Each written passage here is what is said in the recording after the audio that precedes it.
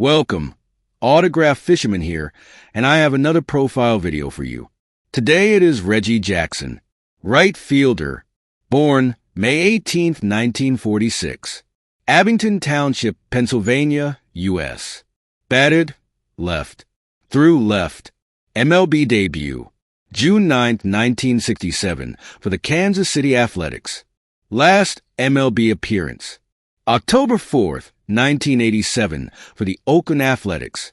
MLB statistics: batting average .262, hits 2,584, home runs 563, runs batted in 1702. Teams: Kansas City/Oakland Athletics, 1967 to 1975, Baltimore Orioles, 1976, New York Yankees, 1977 to 1981, California Angels, 1982 to 1986, Oakland Athletics, 1987. Career highlights and awards: 14 times All-Star, 1969, 1971 to 1975, 1977 to 1984. 5 times World Series champion, 1972 to 1974, 1977, 1978. AL MVP, 1973. 2 times World Series MVP, 1973, 1977. 2 times Silver Slugger Award, 1980, 1982. 4 times AL Home Run Leader, 1973, 1975, 1980, 1982. AL RBI Leader, 1973. Athletics number 9 retired. New York Yankees number 44 retired. Athletics Hall of Fame. Monument Park honoree. Member of the National Baseball Hall of Fame. Induction 1993. Vote 93.6% first ballot. Reginald Martinez Jackson, born May 18, 1946, is an American former professional baseball right fielder who played 21 seasons in Major League Baseball for the Kansas City/Oakland Athletics, Baltimore Orioles, New York Yankees, and California Angels. Jackson was inducted into the National Baseball Hall of Fame in 1993 in his first year of eligibility. Jackson was nicknamed Mr. October for his clutch hitting in the postseason with the Athletics and the Yankees. He helped Oakland win 5 consecutive American League West Divisional titles, 3 straight American League pennants, and 3 consecutive World Series titles from 1972 to 1974. Jackson helped New York win 4 American League East Divisional pennants, 3 American League pennants, and back-to-back World Series titles in 1977 and 1978. He also helped the California Angels win 2 AL West Divisional titles in 1982 and 1986. Jackson hit 3 consecutive home runs at Yankee Stadium in the clinching Game 6 of the 1977 World Series. Jackson hit 563 career home runs and was an American League All-Star for 14 seasons. He won 2 Silver Slugger Awards, the AL Most Valuable Player Award in 1973, 2 World Series MVP awards, and the Babe Ruth Award in 1977. Jackson additionally holds the record for most career strikeouts by a batter. The Yankees retired his uniform number in 1993, and the Athletics retired it in 2004. Jackson currently serves as a special advisor to the Houston Astros, and a 6th championship associated with Jackson came with Houston's win in the 2022 World Series. Jackson led his teams to first place 11 times over his 21-year baseball career and had only 2 losing seasons. Early life: Reginald Martinez Reggie Jackson was born on May 18, 1946, in the Wyncote neighborhood of Cheltenham Township, Pennsylvania, just north of Philadelphia. His father, Martinez Jackson, who was half Puerto Rican, worked as a tailor, and was a former second baseman with the Newark Eagles of Negro League Baseball. He was the youngest of his mother Clara's 4 children. He also had 2 half-siblings from his father's first marriage. His parents divorced when he was 6. His mother took 3 of his siblings with her, while his father took 2 of Jackson's siblings from his first marriage, though one sibling later returned to Wyncote. Martinez Jackson was a single father, and theirs was one of the few black families in Wyncote. Jackson graduated from Cheltenham High School in 1964, where he excelled in football, basketball, baseball, and track and field. A tailback in football, he injured his knee in an early season game in his junior year in the fall of 1962. He was told by the doctors he was never to play football again, but Jackson returned for the final game of the season. In that game, Jackson fractured 5 cervical vertebrae, which caused him to spend 6 weeks in the hospital and another month in a neck cast. Doctors told Jackson that he might never walk again, let alone play football, but Jackson defied the odds again. On the baseball team, he batted .550 and threw several no-hitters. In the middle of Jackson's senior year, his father was arrested for bootlegging and was sentenced to 6 months in jail. Collegiate athletic career. For football, Jackson was recruited by Alabama, Georgia, and Oklahoma, all of whom were willing to break the color barrier just for Jackson. Oklahoma had black football players before 1964, including Prentice Gott, a star running back recruited in 1957, who played in the NFL. Jackson declined Alabama and Georgia because he was fearful of the South at the time, and declined Oklahoma because they told him to stop dating white girls. For baseball, Jackson was scouted by Hans Lobert of the San Francisco Giants, who was desperate to sign him. The Los Angeles Dodgers and Minnesota Twins also made offers, and the hometown Philadelphia Phillies gave him a tryout, but declined because of his hitting skills. His father wanted his son to go to college, where Jackson wanted to play both football and baseball. He accepted a football scholarship from Arizona State University in Tempe. His high school football coach knew ASU's head football coach Frank Kush, and they discussed the possibility of his playing both sports. After a recruiting trip, Kush decided that Jackson had the ability and willingness to work to join the squad. One day after football practice, he approached ASU baseball coach Bobby Winkles and asked if he could join the team. Winkles said he would give Jackson a look, and the next day, while still in his football gear, he hit a home run on the second pitch he saw. In 5 at-bats, he hit 3 home runs. He was allowed to practice with the team, but could not join the squad because the NCAA had a rule forbidding the use of freshman players. Jackson switched permanently to baseball following his freshman year, as he did not want to become a defensive back. To hone his skills, Winkles assigned him to a Baltimore Orioles-affiliated amateur team called Leones. He broke numerous team records for the squad, and the Orioles offered him a $50,000 signing bonus if he joined the team. Jackson declined the offer, stating that he did not want to forfeit his college scholarship. In the beginning of his sophomore year in 1966, Jackson replaced Rick Monday, the first player ever selected in the Major League Baseball draft and a future teammate with the A's, at center field. He broke the team record for most home runs in a single season, led the team in numerous other categories, and was first-team All-American. Many scouts were looking at him play, including Tom Greenway of the New York Yankees, who discovered Mickey Mantle, and Danny Murtaugh of the Pittsburgh Pirates. In his final game at Arizona State, he showed his potential by being only a triple away from hitting for the cycle, making a sliding catch, and having an assist at home plate. Jackson was the first college player to hit a home run out of Phoenix Municipal Stadium. Minor leagues. In the 1966 Major League Baseball draft on June 7th, Jackson was selected by the Kansas City Athletics. He was the 2nd overall pick, behind 17-year-old catcher Steve Chilcutt, who was taken by the New York Mets. According to Jackson, Winkles told him that the Mets did not select him because he had a white girlfriend. Winkles later denied the story, stating that he did not know the reason why Jackson was not drafted by the Mets. It was later confirmed by Joe McDonald that the Mets drafted Steve Chilcutt because of need.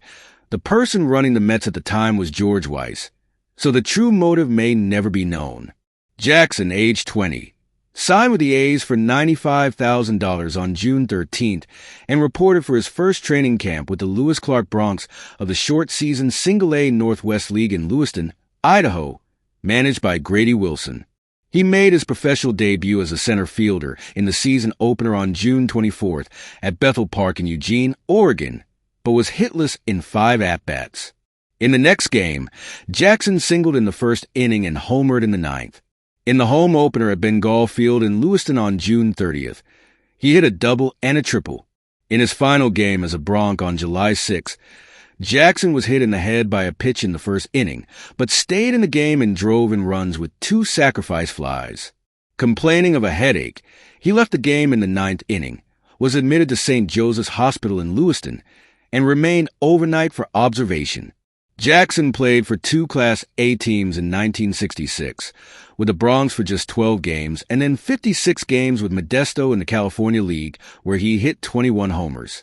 He began 1967 with the Birmingham A's in the AA Southern League in Birmingham, Alabama, being one of only a few black players on the team. He credits the team's manager at the time, John McNamara, for helping him through that difficult season. MLB career: Kansas City/Oakland Athletics, 1967 to 1975. Jackson debuted in the major leagues with the A's in 1967 in a Friday doubleheader in Kansas City on June 9th, a shutout sweep of the Cleveland Indians by scores of 2-0 and 6-0 at Municipal Stadium. Jackson had his first career hit in the nightcap, a leadoff triple in the 5th inning off of long reliever Orlando Pena. The Athletics moved west to Oakland prior to the 1968 season. Jackson hit a career-high 47 home runs in 1969 and was briefly ahead of the pace that Roger Maris set when he broke the single-season record for home runs with 61 in 1961, and that of Babe Ruth when he set the previous record of 60 in 1927. Jackson later said that the sports writers were claiming he was dating a lady named Ruth Maris. When Jackson slumped at the plate in May 1970, Athletics owner Charlie O. Finley threatened to send him to the minors. Jackson hit 23 home runs while batting .237 for the 1970 season. The Athletics sent him to play in Puerto Rico, where he played for the Santurce team and hit 20 homers and knocked in 47 runs to lead the league in both departments. Jackson hit a memorable home run in the 1971 All-Star Game at Tiger Stadium in Detroit, batting for the American League against Pittsburgh Pirates pitcher Doc Ellis. The ball he hit soared above the right field stands, striking the transformer of a light standard on the right field roof. While with the Angels in 1984, he hit a home run over that roof. In 1971, the Athletics won the American League's West Division, their first title of any kind since 1931, when they played in Philadelphia. They were swept in 3 games in the American League Championship Series by the Baltimore Orioles. The A's won the division again in 1972. Their series with the Tigers went to full 5 games, and Jackson scored the tying run in the clincher on a steal of home. In the process, however, he tore a hamstring and was unable to play in the World Series. The A's still managed to defeat the Cincinnati Reds in 7 games. It was only the second championship won by a San Francisco Bay Area team in any major league sport, the first being the Oakland Oaks of the American Basketball Association, who captured the title in 1969, the league's second season of existence. During spring training in 1972, Jackson showed up with a mustache. Though his teammates wanted him to shave it off, Jackson refused. Finley liked the mustache so much that he offered each player $300 to grow one and hosted a mustache day featuring the last MLB player to wear a mustache, Frenchie Bordagare, as master of ceremonies. Jackson helped the Athletics win the pennant again in 1973 and was named Most Valuable Player of the American League for the season. The A's defeated the New York Mets in 7 hard-fought games in the World Series, and Jackson earned the series MVP award. In the 3rd inning of that 7th game, which ended in a 5-2 score, the A's jumped out to a 4-0 lead as both Bert Campaneris and Jackson hit 2-run home runs off John Matlack, the only 2 home runs Oakland hit the entire series. The A's won the World Series again in 1974, defeating the Los Angeles Dodgers in 5 games. Besides hitting 254 home runs in 9 years with the Athletics, Jackson was also no stranger to controversy or conflict in Oakland. Sports author Dick Krauser wrote, "When the late-out Helfer was broadcasting the Oakland A's games, he was not too enthusiastic about Reggie Jackson's speed or his hustle. Once, with Jackson on third, teammate Rick Monday hit a long home run. "Jackson should score easily on that one," commented Helfer. Krauser also noted that nobody seems to be neutral on Reggie Jackson. "You're either a fan or a detractor." When teammate Daryl Knowles was asked if Jackson was a hot dog, he famously replied, "There isn't enough mustard in the world to cover Reggie Jackson." In February 1974, Jackson won an arbitration case for a $135,000 salary for the season, nearly doubling his previous year's $70,000. On June 5th, outfielder Billy North and Jackson engaged in a clubhouse fight at Detroit's Tiger Stadium. Jackson injured his shoulder, and catcher Ray Foss, attempting to separate the combatants, suffered a crushed disc in his neck, costing him 3 months on the disabled list. In October, the A's went on to win a third consecutive World Series. Prior to the 1975 season, Jackson sought $168,000, but arbitration went against him this time, and he settled for $140,000. The A's won a fifth consecutive division title, but the loss of pitcher Catfish Hunter, baseball's first modern free agent, left them vulnerable, and they were swept in the ALCS by the Boston Red Sox. Baltimore Orioles, 1976. Paid $140,000 in 1975 and one of 9 Oakland players, refusing to sign 1976 contracts, Jackson sought a 3-year $600,000 pact. With free agency imminent after the season and the expectations of higher salaries for which Athletics owner Finley was unwilling to pay, he was traded along with Ken Holtzman and minor league right-handed pitcher Bill Van Bommel to the Baltimore Orioles for Don Baylor, Mike Torres, and Paul Mitchell on April 2, 1976. Jackson had not signed a contract and threatened to sit out the season. He reported to the Orioles for weeks later and made his first plate appearance on May 2nd. Baltimore and Oakland both finished second in their respective divisions in 1976. The Yankees and Royals advanced to the ALCS, the first without the A's since 1970. During Jackson's lone season in Baltimore, he stole 28 bases, a career best. Jim Palmer later wrote, "I would say Reggie Jackson was arrogant, but the word arrogant isn't arrogant enough. However, he thought the Orioles made a brick-brain mistake by not signing him to a contract, allowing him to become a free agent." New York Yankees, 1977 to 1981. The Yankees won the pennant in 1976, but were swept in the World Series by the Reds. A month later, on November 29th, they signed Jackson to a 5-year contract totaling $2.96 million, $15,850,000 in current dollar terms. The number 9 that he had worn in Oakland and Baltimore was already used by Yankees third baseman Greg Nettles. Jackson asked for number 42 in memory of Jackie Robinson, but that number was given to pitching coach Art Fowler before the start of the season. Noting that Hank Aaron, at the time the holder of the career record for the most home runs, had just retired, Jackson asked for and received number 44 as a tribute to Aaron. Jackson wore number 20 on the first day of 1977 spring training as a tribute to the also recently retired Frank Robinson. Then he switched to number 44. Coincidentally, all 3 numbers Jackson had either asked for or briefly worn before 44 would later be retired by the Yankees: 9 for Roger Maris, 20 for Jorge Posada, and 42 for Mariano Rivera, with 42 also retired by the team through MLB in honor of Robinson. Jackson's first season with the Yankees in 1977 was a difficult one, although team owner George Steinbrenner and several players, most notably catcher and team captain Thurman Munson and outfielder Lou Piniella, were excited about his arrival, the team's field manager Billy Martin was not. Martin had managed the Tigers in 1972 when Jackson's A's beat them in the playoffs. Jackson was once quoted as saying of Martin, "I hate him, but if I played for him, I'd probably love him." The relationship between Jackson and his new teammates was strained due to an interview with Sport magazine writer Robert Ward. During spring training at the Yankees camp in Fort Lauderdale, Jackson and Ward were having drinks at a nearby bar. Jackson's version of the story is that he noted that the Yankees had won the pennant the year before, but lost the World Series to the Reds, and suggested that they needed one thing more to win it all, and pointed out the various ingredients in his drink.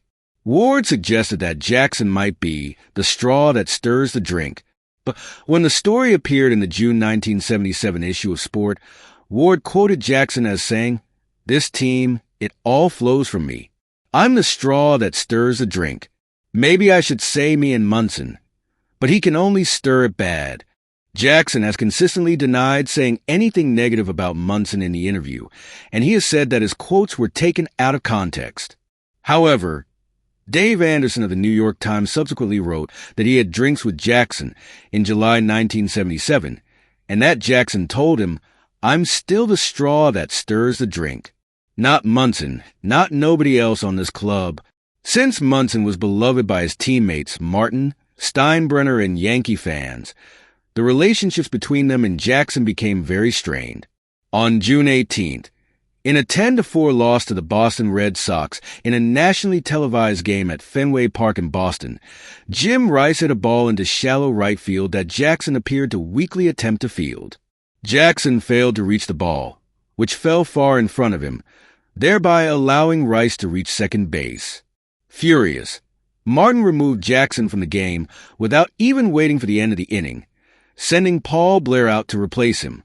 When Jackson arrived at the dugout, Martin yelled that Jackson had shown him up. They argued, and Jackson said that Martin's heavy drinking had impaired his judgment. Despite Jackson being 18 years younger, about 2 inches taller and maybe 40 pounds heavier, Martin lunged at him and had to be restrained by coaches Yogi Berra and Elston Howard. Red Sox fans could see this in the dugout and began cheering wildly, and the NBC TV cameras broadcast the confrontation to the entire country. Yankees management defused the situation by the next day, but the relationship between Jackson and Martin was permanently damaged. However, George Steinbrenner made a crucial intervention when he gave Martin the choice of either having Jackson bat in the fourth or cleanup spot for the remainder of the season or lose his job. Martin made the change and Jackson's hitting improved. He had 13 home runs and 49 RBIs over his next 50 games, and the team went on a winning streak. On September 14th, while in a tight three-way race for the American League Eastern Division crown with the Red Sox and Orioles, Jackson ended a game with the Red Sox by hitting a home run off Reggie Cleveland, giving the Yankees a 2-0 win. The Yankees won the division by 2.5 games over the Red Sox and Orioles, and came from behind in the top of the ninth inning in the fifth and final game of the American League Championship Series to beat the Kansas City Royals for the pennant. Mr. October, during the World Series against the Dodgers, Munson was interviewed and suggested that Jackson, because of his past postseason performances, might be the better interview subject. "Go ask Mr. October," he said, giving Jackson a nickname that would stick. In Oakland, he had been known as Jax and Buck. Jackson hit home runs in Games 4 and 5 of the series. Jackson's crowning achievement came with his 3 home run performance in World Series clinching Game 6, each on the first pitch, off 3 Dodgers pitchers. His first plate appearance, during the second inning, resulted in a 4-pitch walk. The first came off starter Bert Hooton, and was a line drive shot into the lower right field seats at Yankee Stadium. The second was a much faster line drive off reliever Elias Sosa into roughly the same area, with the fans chanting his name, Reggie, Reggie, Reggie. The third came off reliever Charlie Hoff, a knuckleball pitcher, making the distance of this home run particularly remarkable. It was a towering drive into the black-painted batter's ice seats in center, 475 feet, 145 meters away. Jackson stated afterwards that the scouting reports provided by Gene Michael and Bertie Tebbetts played a large role in his success. Their reports indicated that the Dodgers would attempt to pitch him inside, and Jackson was prepared. Since Jackson had hit a home run off Dodger pitcher Don Sutton in his last at-bat in Game 5, his 3 home runs in Game 6 meant that he had hit 4 home runs on 4 consecutive swings of the bat against as many Dodgers pitchers. Jackson became the first player to win the World Series MVP award for 2 teams. In 27 World Series games, he amassed 10 home runs, including a record 5 during the 1977 series, the last 3 on first pitches, 24 RBI and a .357 batting average. Babe Ruth, Albert Pujols, and Pablo Sandoval are the only other players to hit 3 home runs in a single World Series game, with Ruth accomplishing the feat twice, in 1926 and 1928, both in Game 4. With 25 total bases, Jackson also broke Ruth's record of 22 in the latter series. This remains a World Series record, Willie Stargell tying it in the 1979 World Series.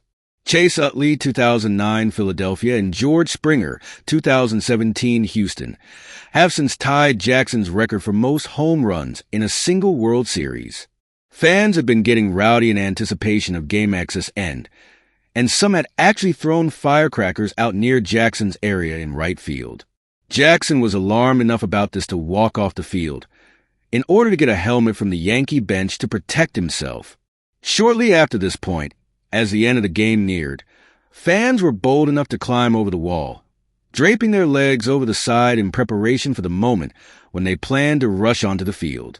When that moment came, after pitcher Mike Torres caught a pop-up for the game's final out, Jackson started running at top speed off the field, actually body-checking past some of these fans filling the playing field in the manner of a football linebacker. The Bronx Zoo. The Yankees' home opener of the 1978 season, on April 13th against the Chicago White Sox, featured a new product, the Reggie bar. In 1976, while playing in Baltimore, Jackson had said, "If I played in New York, they'd name a candy bar after me." The Standard Brands company responded with a circular bar of peanuts dipped in caramel and covered in chocolate, a confection that was originally named the Wayne Bun, as it was made in Fort Wayne, Indiana. The Reggie bars were handed to fans as they walked into Yankee Stadium. Jackson hit a home run, and when he returned to right field the next inning, fans began throwing the Reggie bars on the field in celebration. Jackson told the press that this confused him, thinking that maybe the fans did not like the candy. 56. The Yankees won the game 4-2. But the Yankees could not maintain their success as manager Billy Martin lost control. On July 23rd, after suspending Jackson for disobeying a sign during a July 17 game, Martin made a statement about his 2 main antagonists, referring to comments Jackson had made and team owner George Steinbrenner's 1972 violation of campaign finance laws. They're made for each other. One's a born liar, the other's convicted. It was moments like these that gave the Yankees the nickname, the Bronx Zoo. Martin resigned the next day. Some sources have said he was actually fired and was replaced by Bob Lemon, a Hall of Fame pitcher for the Cleveland Indians who had been recently fired as manager of the White Sox. Steinbrenner, a Cleveland area native, had hired former Indian star Al Rosen as his team president, replacing another Cleveland figure, Gabe Paul. Steinbrenner jumped at the chance to involve another hero of his youth with the Yankees. Lemon had been one of Steinbrenner's coaches during the Bombers' pennant-winning 1976 season.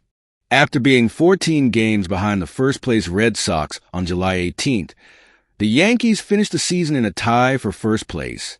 The two teams played a one-game playoff for the division title at Fenway Park, with the Yankees winning 5-4. Although the home run by light-hitting shortstop Bucky Dent in the 7th inning got the most notice, it was an 8th-inning home run by Jackson that gave the Yankees the 5th run they ended up needing. The next day, with the American League Championship Series with the Royals beginning, Jackson hit a home run off the Royals' top reliever at the time, Al Hrabosky, the flamboyant Mad Hungarian. The Yankees won the pennant in 4 games, their 3rd straight. Jackson was once again in the center of events in the World Series, again against the Dodgers. Los Angeles won the first 2 games at Dodger Stadium, taking the second when rookie reliever Bob Welch struck Jackson out with 2 men on base, with 2 outs in the 9th inning. The series then moved to New York, and after the Yankees won Game 3 on several fine defensive plays by third baseman Greg Nettles, Game 4 saw Jackson in the middle of a controversial play on the base paths. In the 6th inning, after collecting an RBI single, Jackson was struck in the hip, possibly on purpose, by a ball thrown by Dodgers shortstop Bill Russell as Jackson was being forced at second base. Instead of completing a double play that would have ended the inning, the ball caromed into foul territory and allowed Thurman Munson to score the Yankees' second run of the inning. In spite of the Dodgers' protests of interference on Jackson's part, the umpires allowed the play to stand. The Yankees tied the game in the 8th inning and eventually won in the 10th. Following a blowout win in Game 5, both teams headed back to Los Angeles. In Game 6, Jackson got his revenge against Welch by blasting a 2-run home run in the 7th inning, putting the finishing touch on a series-clinching 7-2 win for the Yankees. On April 19, 1979, following a Yankee loss to the Baltimore Orioles, Jackson started kidding Cliff Johnson about his inability to hit Goose Gossage. While Johnson was showering, Gossage insisted to Jackson that he struck out Johnson all the time when he used to face him, and that he was terrible at the plate. He either homers or strikes out, Gossage said. He had previously given Johnson the nickname Breeze in reference to how his big swing kept Gossage cool on the pitcher's mound in hot weather. When Jackson relayed this information to Johnson upon his return to the locker room, all the players assembled, egged on by Jackson, started laughing at him and in unison loudly called him Breeze, with some waving their arms and hands before doubling over. Johnson, infuriated, went after Gossage and a fight broke out, resulting in Gossage suffering torn ligaments in the thumb on his pitching hand. Both men were fined. Jackson, despite instigating the fracas, was not. Gossage missed 3 months due to the injury, and Johnson was traded away 2 months later. Teammate Tommy John called it a demoralizing blow to the team. Jackson joined Gossage on the disabled list for a month in June with a torn calf muscle. In 131 games, he batted .297 with 29 home runs and 89 RBI. 1980 to 81 seasons. In 1980, Jackson batted .300 for the only time in his career, and his 41 home runs tied with Beneglivia of the Milwaukee Brewers for the American League lead. However, the Yankees were swept in the ALCS by the Kansas City Royals. That year, he won the inaugural Silver Slugger Award as a designated hitter. As he entered the last year of his Yankee contract in 1981, Jackson endured several difficulties from George Steinbrenner. After the owner consulted Jackson about signing then-free agent Dave Winfield, Jackson expected Steinbrenner to work out a new contract for him as well. Steinbrenner never did, some say never intending to, and Jackson played the season as a free agent. Jackson started slowly with the bat, and when the 1981 Major League Baseball strike began, Steinbrenner invoked a clause in Jackson's contract forcing him to take a complete physical examination. Jackson was outraged and blasted Steinbrenner in the media. When the season resumed, Jackson's hitting improved, partly to show Steinbrenner he wasn't finished as a player. He hit a long home run into the upper deck in Game 5 of the strike-forced 1981 American League Division Series with the Brewers, and the Yankees went on to win the pennant again. However, Jackson injured himself running the bases in Game 2 of the 1981 ALCS and missed the first 2 games of the World Series, both of which the Yankees won. Jackson was medically cleared to play Game 3, but manager Bob Lemon refused to start him or even play him, allegedly acting under orders from Steinbrenner. The Yankees lost that game and Jackson played the remainder of the series, hitting a home run in Game 4. However, they lost the last 3 games in the World Series to the Dodgers. California Angels, 1982 to 1986, and returned to Oakland 1987. Jackson became a free agent again once the 1981 season was over. The owner of the California Angels, entertainer Gene Autry, had heard of Jackson's desire to return to California to play, and signed him to a 5-year contract. On April 27, 1982, in Jackson's first game back at Yankee Stadium with the Angels, he broke out of a terrible season-starting slump to hit a home run off former teammate Ron Guidry. The at-bat began with Yankee fans, angry at Steinbrenner for letting Jackson get away, starting the Reggie chant, and ended it with the fans chanting, "Steinbrenner sucks." By the time of Jackson's election to the Hall of Fame, Steinbrenner had begun to say that letting him go was the biggest mistake he had made as Yankee owner. That season, the Angels won the American League West, and would do so again in 1986, but lost the American League Championship Series both times. On September 17, 1984, on the 17th anniversary of the day he hit his first home run, he hit his 500th at Anaheim Stadium off Bud Black of the Royals. In 1987, he signed a one-year contract to return to the A's, wearing the number 44 with which he was now most associated rather than the number 9 he previously wore in Oakland. He announced he would retire after the season at the age of 41. In his last at-bat at Comiskey Park in Chicago on October 4th, he collected a broken bat single up the middle, but the A's lost to the White Sox 5-2. Jackson was the last player in the major leagues to have played for the Kansas City Athletics. However, in January 1988, Jackson told reporters while he wasn't planning to play the 1988 season, he did receive an offer to play in Japan. "I got a price. The number is getting to the point where I can't say that I won't do it," Jackson said. In August 1988, there were reports that Jackson approached his former team, the New York Yankees, about coming out of retirement for the stretch run. Jackson later denied the rumors and opted to stay retired. No way. You'll not see me in uniform. I'm done. Stick a fork in me," Jackson said. Legacy. Jackson played 21 seasons and reached the postseason in 11 of them, winning 6 pennants and 5 World Series. Moreover, he suffered only 2 losing seasons in his career, illustrating his penchant for making teams better. His accomplishments include winning both the regular season and World Series MVP awards in 1973, hitting 563 career home runs, 6th all-time at the time of his retirement, maintaining a .490 career slugging percentage, being named to 14 All-Star teams, and the dubious distinction of being the all-time leader in strikeouts with 2,597. He finished with 13 more career strikeouts than hits, and second on the all-time list for most golden sombreros, at least 4 strikeouts in a game, with 23. He led this statistic until 2014, when he was surpassed by Ryan Howard. Jackson was the first major leaguer to hit 100 home runs for 3 different clubs, having hit over 100 for the Athletics, Yankees, and Angels. He is the only player in the 500 home run club that never had consecutive 30 home run seasons in a career. With the Yankees, Jackson was the center of attention when it came to the media. Tommy John thought this was ultimately helpful to the team. He was a two-way buffer between the team and Steinbrenner, and between us and the press, that allowed other guys to go about their business in relative peace. Post-playing career. Following his playing career, Jackson spent much of his time with New York Yankees organization as a special advisor. Jackson then joined the Houston Astros on May 12, 2021, as a special advisor to owner Jim Crane with a focus on community support.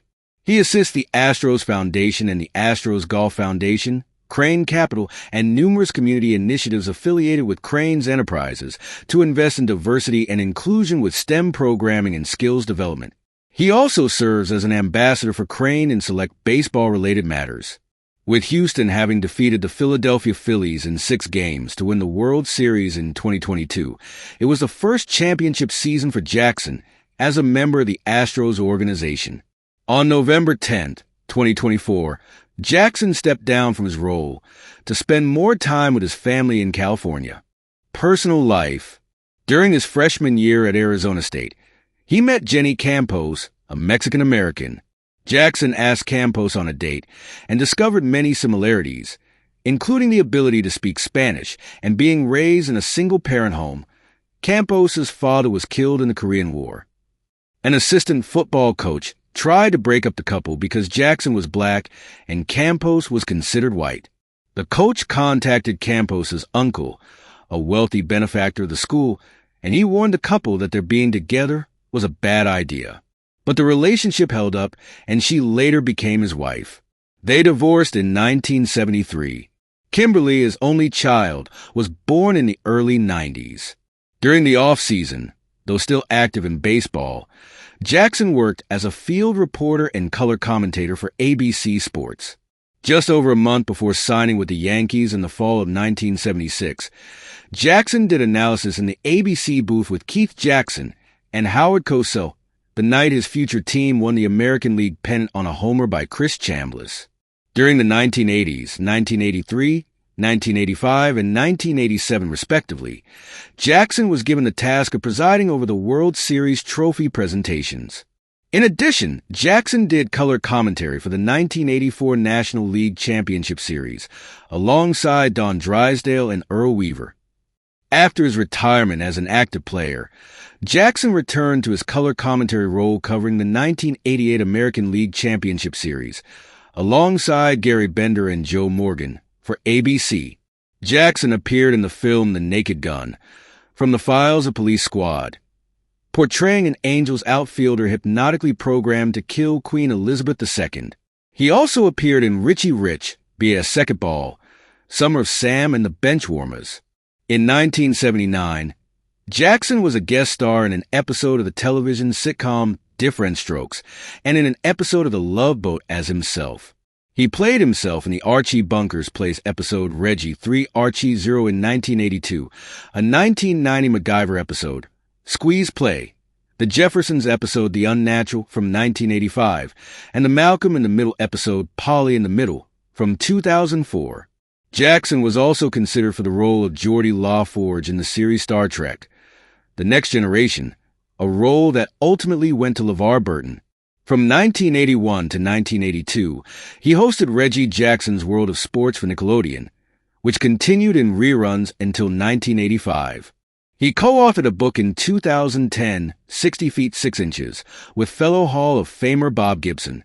The book, whose title refers to the distance between the pitcher's mound and home plate, details their careers and approach to the game. The 1988 Sega Master System baseball video game Reggie Jackson Baseball, endorsed by Jackson, was sold exclusively in the United States. Outside of the U.S., it was released as American Baseball. Jackson was a de facto spokesperson for the Upper Deck Company during the early 1990s, appearing in numerous advertisements, appearances, and participating in the company's Heroes of Baseball exhibition games. 69. This affiliation also included the company's Find the Reggie promotion, which inserted 2,500 autograph cards in the packs of 1990 Upper Deck Baseball High Series packs. This inclusion of an autograph card marked an important first in what would become a very popular trend in the trading card hobby. Jackson has endured 3 fires to personal property, including a June 20th, 1976, fire at his home in Oakland that destroyed his 1973 MVP award, World Series trophies, and All-Star rings. The same home was again burned down during the Oakland firestorm of 1991, which destroyed more baseball memorabilia in addition to other valuable collections. In 1988, a warehouse holding several of Jackson's collectible cars was damaged in a fire, with several of the cars, valued at $3.2 million, $8 million in 2022 terms, ruined. In Tampa in 2005, Jackson's car was struck from behind and flipped over several times. Jackson escaped with minor injuries, later saying, "It was God tapping me on the shoulder. It makes you think about your purpose, about his plan for you." Jackson called on former San Francisco 49ers head coach and ordained minister Mike Singletary for spiritual guidance. Jackson credits Singletary, stating, "He helped me drop that shell I put up." Vehicle and parking-related attacks on Jackson. Jackson was a victim of an attempted shooting in the early morning hours of June 1st, 1980. A few hours after hitting the game-winning 11th inning home run at a home game against the Toronto Blue Jays, Jackson drove his vehicle to the singles bars he frequented in a posh neighborhood of swinging pubs and night spots amid expensive high-rise apartments in Manhattan's Upper East Side to celebrate. While searching for a parking spot, he asked the driver of a vehicle that was blocking the way to move, and a passenger in that vehicle then began yelling obscenities and racial slurs at Jackson, before throwing a broken bottle at Jackson's car. After other passers-by recognized Jackson and began joking with him about apprehending them, one of the men in the other car, 25-year-old Manhattan resident Angel Vieira, allegedly returned with a .38 caliber revolver and fired 3 shots at Jackson, each missing. Vieira was criminally charged with attempted murder and illegal possession of deadly weapon. News of the incident was the 3rd story ever broadcast on CNN, which held its inaugural broadcast later that day. In the early morning of August 12, 1980, as Jackson completed a night of celebrating his 400th career home run slugged several hours earlier against the White Sox, Jackson was accosted as he left his favorite night spot, Jim McMullen's bar on the Upper East Side, and entered his Rolls-Royce parked outside. A young man leveled a large-bore pistol, likely a .45 caliber automatic, at Jackson's face. Jackson told police that the gun was the largest that he had ever seen, and Jackson believed that he was going to be shot. When the man lowered the weapon to reach into Jackson's car to take the ignition key, Jackson shoved the door open into the man, sending him sprawling. 81. The man then ran off and dropped the car keys near the scene, eluding pursuers.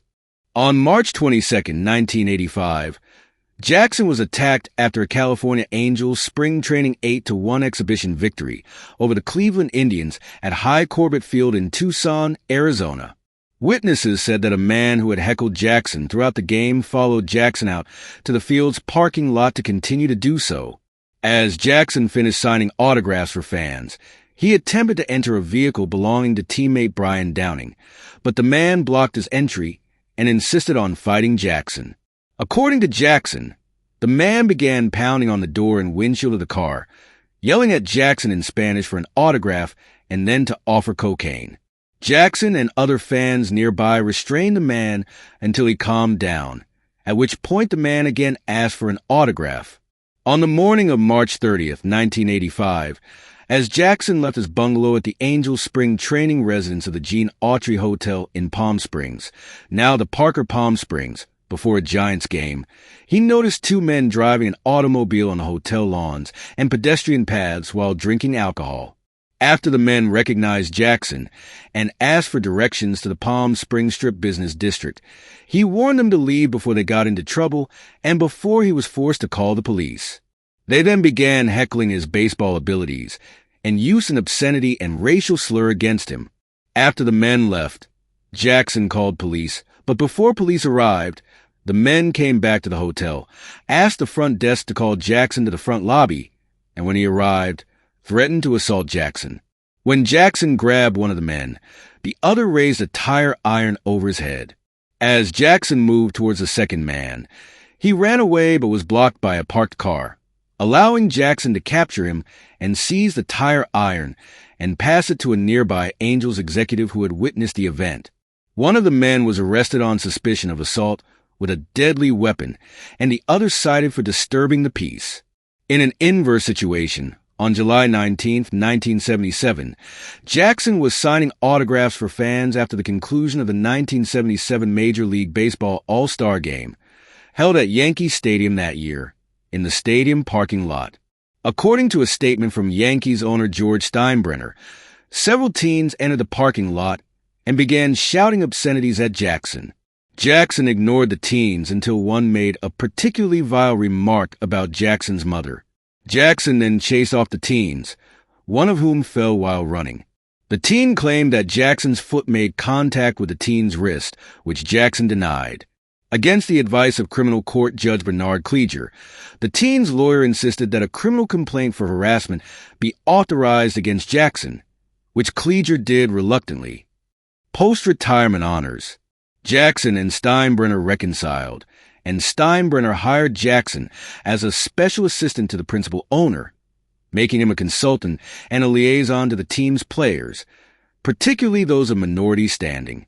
By this point, the Yankees, long noted for being slow to adapt to changes in race relations, had come to develop many minority players in their farm system and seek out others via trades and free agency. Jackson usually appears in uniform at the Yankees spring training complex in Tampa, Florida, and was sought out for advice by recent stars as Derek Jeter and Alex Rodriguez. His experience is vast, and he's especially good with the young players in our minor league system, the 17 and 18-year-old kids. They respect him and what he's accomplished in his career. When Reggie Jackson tells a young kid how he might improve his swing, he tends to listen, said Hal Steinbrenner, Yankees managing general partner and co-chairperson. Jackson was inducted to the Hall of Fame in 1993. He chose to wear a Yankees cap on his Hall of Fame plaque after the Oakland Athletics unceremoniously fired him from a coaching position in 1991. The Yankees retired Jackson's uniform number 44 on August 14, 1993, shortly after his induction into the Hall of Fame. The Athletics retired his number 9 on May 22, 2004. He is one of only 10 MLB players to have their numbers retired by more than one team, and one of only 5 to have different numbers retired by 2 MLB teams. In 1999, Jackson placed 48th on the Sporting News 100 Greatest Baseball Players list. That same year, he was named one of 100 finalists for the Major League Baseball All-Century team, but was not one of the 30 players chosen by the fans. The Yankees dedicated a plaque in Jackson's honor on July 6, 2002, that now hangs in Monument Park at Yankee Stadium. The plaque calls him one of the most colorful and exciting players of his era and a prolific hitter who thrived in pressure situations. Each Yankee so honored and still living was on hand for the dedication. Phil Rizzuto, Yogi Berra, Whitey Ford, and Don Mattingly. Ron Guidry, a teammate of Jackson's for all 5 of his seasons with the Yankees, was there and going to be honored with a Monument Park plaque the next season. Willie Mays, Hank Aaron, and Ernie Banks, players whom Jackson admired while growing up, attended the ceremony at his invitation. Like Jackson, each was a member of the Hall of Fame and had hit over 500 career home runs. Each had also played in the Negro Leagues, as had Jackson's father, Martinez Jackson. Jackson expanded his love of antique cars into a chain of auto dealerships in California and used his contacts to become one of the foremost traders of sports memorabilia. He has also been the public face of a group attempting to purchase a major league team, already having made unsuccessful attempts to buy the Athletics and the Angels.